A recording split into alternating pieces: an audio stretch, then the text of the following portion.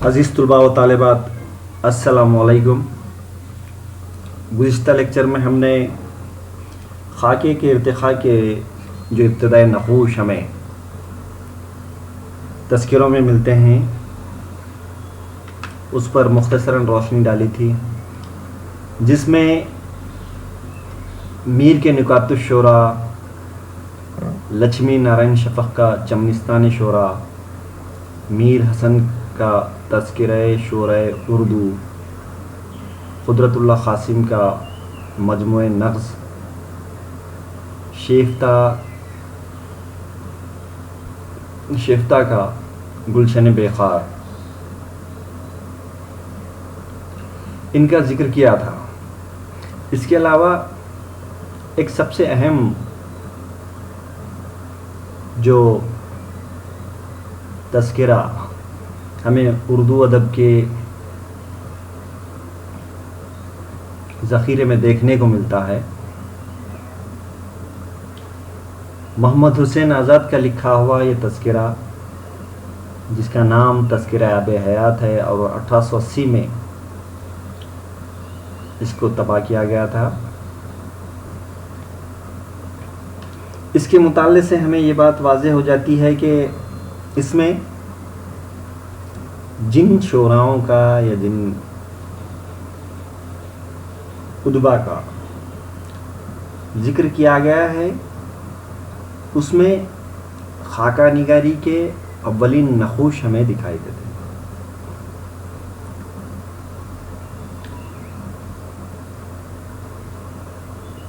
جو خوبیاں خاکہ نگاری کے لیے ضروری قرار دی گئی ہیں، وہ خوبیاں ہم کو نکات الشعراء معاف کیجیے گا آب حیات میں دیکھنے کو ملتا ہے۔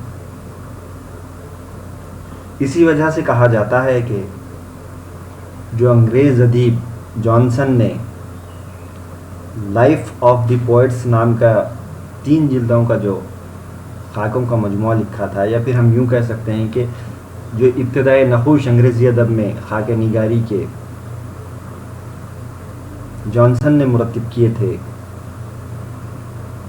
اس کے مد مقابل اگر اردو ادب میں خاکہ نگاری کے ابتدائی نقوش کے لیے کوئی کتاب یا کوئی تصنیف رکھی جائے تو وہ تذکرہ آب حیات کو رکھا جا سکتا ہے۔ ایسا خیال کئی مصنفین نے اظہار کیا ہے یا ظاہر کیا ہے، پیش کیا ہے۔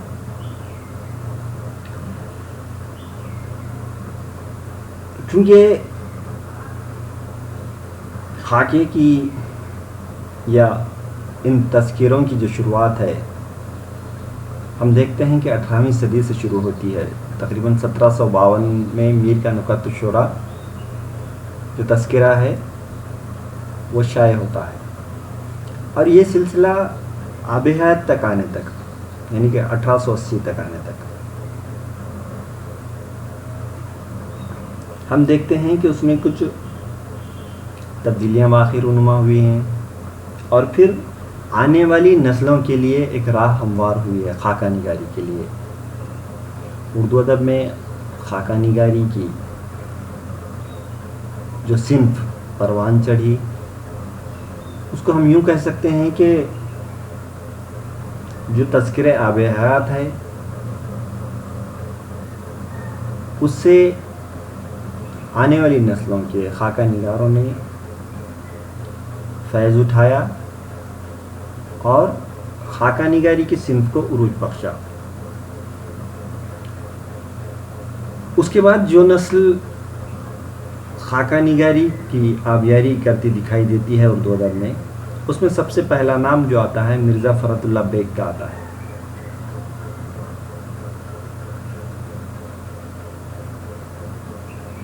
بیگ بہت زیادہ شہرت یافتہ ہیں، انہوں نے بہت ہی خوبصورت خاکے لکھے ہیں۔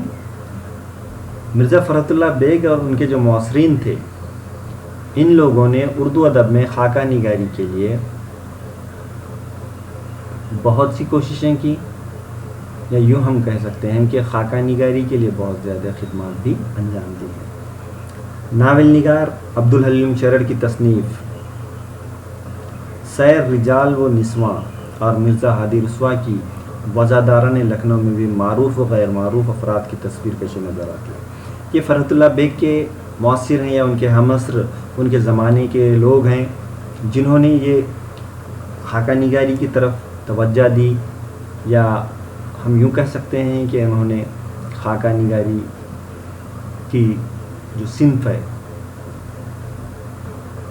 اس میں طبع آزمائی کی.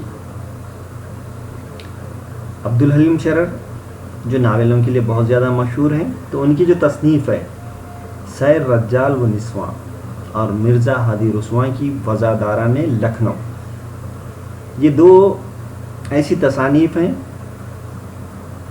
جس میں معروف اور غیر معروف یعنی کہ جن کو شہرت ملی ہے یا خاص شخصیات ہیں ان کو، اور جن کو شہرت نہیں حاصل ہوئی ہے ایسے شخصیات کی تصویر کشی ہم کو نظر آتی ہے.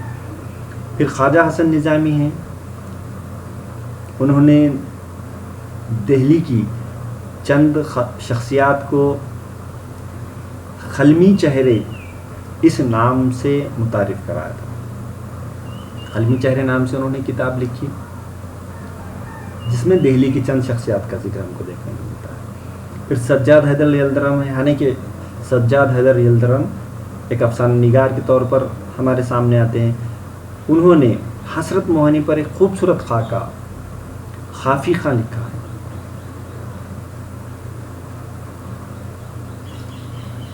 تو سجاد حیدر یلدرم نے کیا ہے، حسرت موہنی جو بہت بڑے شاعر گزرے ہیں ان پر خافی خاں کے عنوان سے خاکہ بھی لکھا ہے.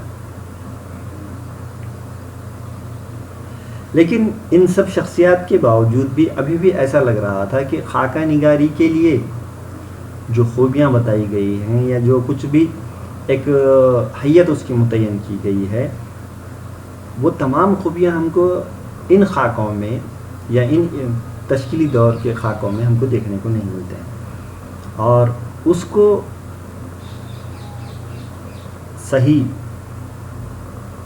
جنہوں نے برتا ہے، یا ہم یوں کہہ سکتے ہیں کہ خاکہ نگاری کی خوبیاں جن کے تحریر میں، جن کی تخلیقات میں دیکھنے کو ملتی ہے، وہ شخص تھے مرزا فرحت اللہ بیگ. مرزا فرحت اللہ بیگ نے نذیر احمد کی کہانی کچھ میری زبانی کے عنوان سے 1927 میں ایک طویل خاکہ لکھا ہے جو آب حیات 1880 میں تذکرہ آب حیات محمد حسین آزاد نے لکھی تھی. اس کے بعد جو سلسلہ آگے بڑھتا چلا گیا ہے اس میں ہم دیکھتے ہیں کہ عبدالحلیم شرر ہو یا مرزا ہادی رسوا ہیں، پھر اس کے بعد خواجہ حسن نظامی ہیں، سجاد حیدر یلدرم ہیں، اور ان کے بعد پھر جو سب سے اہم نام خاکہ نگاری میں آتا ہے مرزا فرحت اللہ بیگ کا آتا ہے. اور انہوں نے نذیر احمد کی کہانی کچھ میری زبانی کے عنوان سے 1927 میں ایک طویل خاکہ لکھا ہے. اور اس کو ہم خاکہ نگاری کی ایک مستحکم بنیاد مان سکتے ہیں. فنی اعتبار سے اردو خاکہ نگاری کی اولیت کا صحرا مرزا فرحت اللہ بیگ کے سر ہے. اسی لیے ہم کیا کہہ سکتے ہیں، مرزا فرحت اللہ بیگ کو خاکہ نگاری کا صحرا دے سکتے ہیں یا ان کے سر رکھ سکتے ہیں.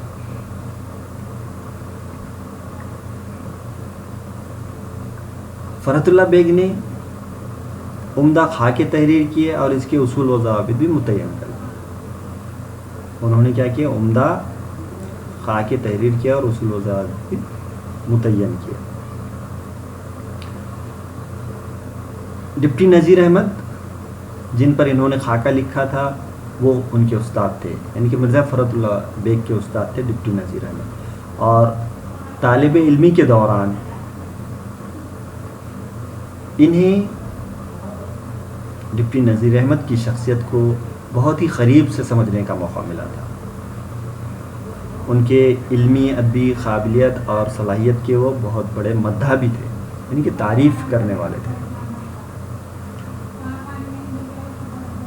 استاد کی نصیحت اور ہمت افزائی نے استاد اور شاگرد کے رشتے کو اور بھی مستحکم کیا. یعنی کہ نذیر احمد نے جو انہیں ہمت افزائی کی تھی یا نصیحت کی تھی، دونوں کی وجہ سے مرزا فرحت اللہ بیگ اور ان میں جو رشتہ تھا وہ بہت زیادہ مستحکم بھی تھا۔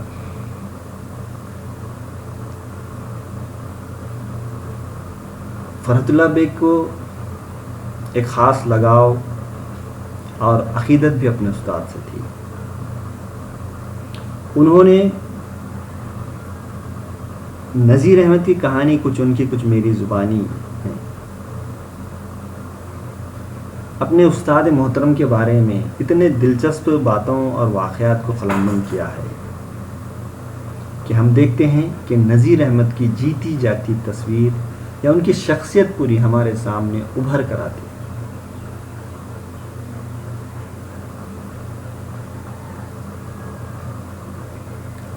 انہوں نے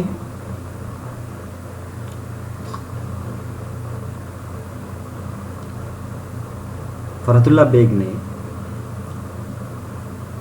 نذیر احمد کی شخصیات کو ابھارنے کے لیے جو واقعات کا انتخاب کیا ہے وہ بہت ہی مؤثر ہے۔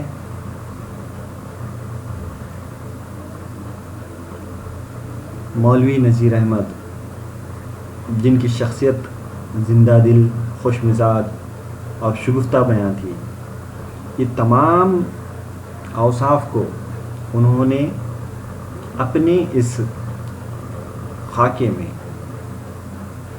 بہت ہی خوبصورت ڈھنگ سے پیش کیا ہے۔ تقریباً مختلف پہلوؤں کو انہوں نے روشن کیا ہے، جہاں انہوں نے جانبداری سے بھی کام لیا ہے۔ استاد کی عقیدت ہے، محبت ہے، خلوص ہے، تو کہیں کہیں جانبداری بھی نظر آتی ہے، لیکن اس کے ساتھ ساتھ کچھ جگہوں پر غیر جانبداری بھی ہم کو دیکھنے کو ملتی ہے۔ اور ہم دیکھتے ہیں کہ فرحت اللہ بیگ نے جو شخصیت ڈپٹی نذیر احمد کی ہے اس کی ہو بہو تصویر پیش کرنے میں ذرا بھی ہچکچاہٹ محسوس نہیں کی ہے۔ تو یہ ڈپٹی نذیر احمد کا اردو ادب کی خاکہ نگاری میں بہت ہی اہم کارنامہ ہے، جو ناقابل فراموش ہے، اور انہوں نے نذیر احمد کی کہانی کچھ ان کی کچھ میری زبانی جو خاکہ لکھا ہے، اس سے اردو میں باقاعدہ خاکہ نگاری کی ایک ایسی روایت شروع ہوئی جس کو عروج ملا۔ اب ان کے بعد جو نام اردو خاکہ نگاری میں دیکھنے کو ملتا ہے وہ ہے عبدالرزاق کانپوری، جو سر سید خان کے معاصر تھے، یعنی کہ سر سید احمد خان کے زمانے میں تھے یا ان کے ساتھی تھے۔ انہوں نے سر سید اور ان کے رفقا کو قریب سے دیکھا تھا، تو سر سید کے جو رفقا تھے ان کو انہوں نے قریب سے دیکھا تھا۔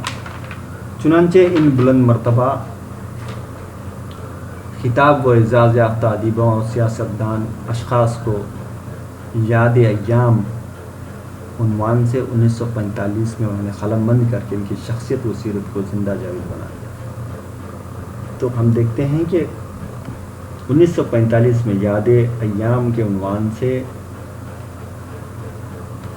ایک کتاب شائع کی، جس میں سر سید اور ان کے جو رفقا تھے ان شخصیات پر خاکے عبدالرزاق کانپوری نے لکھا۔ ان میں سر سید احمد خان، شمس العلماء شبلی نعمانی، خان بہادر علی خان، محسن الملک بہادر، خان بہادر منشی ذکاء اللہ، شمس العلماء محمد حسین آزاد دہلوی، شمس العلماء حافظ ڈپٹی نذیر احمد، شمس العلماء خواجہ الطاف حسین حالی پانی پتی، نواب وقار الملک مولوی وحید الدین سلیم پانی پتی، نواب مسعود جنگ بہادر اور مسعود سر سید راس مسعود مرحوم وغیرہ، یہ خاکے ہم کو ان کی یاد ایام اس کتاب میں دیکھنے کو ملتے ہیں۔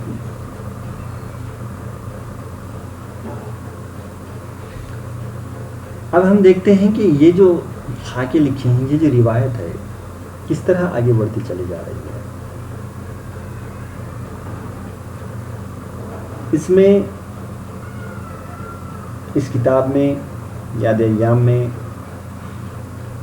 جو سر سید کے رفقا تھے ان میں محبت، آپسی خلوص، ان کی وفاداری، شائستگی، ان تمام کی حقیقی تصاویر ہم کو دیکھنے کو ملتی ہیں.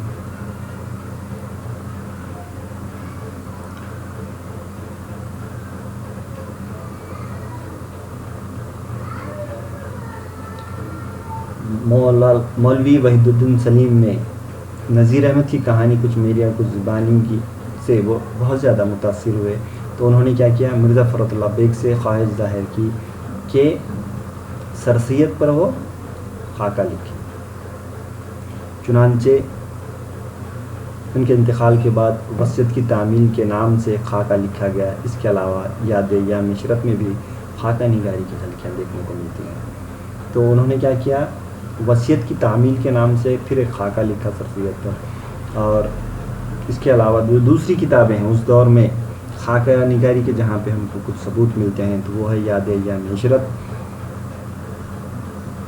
پھر دہلی کے آخری مشاعرے میں شعراء کی تخیل و تصویر کشی بڑی جاندار طریقے سے کی، جس سے شعراء کلام کو سمجھنے میں مدد ملتی ہے. یہ خاکے گویا بہت مختصر لیکن مفید تھے.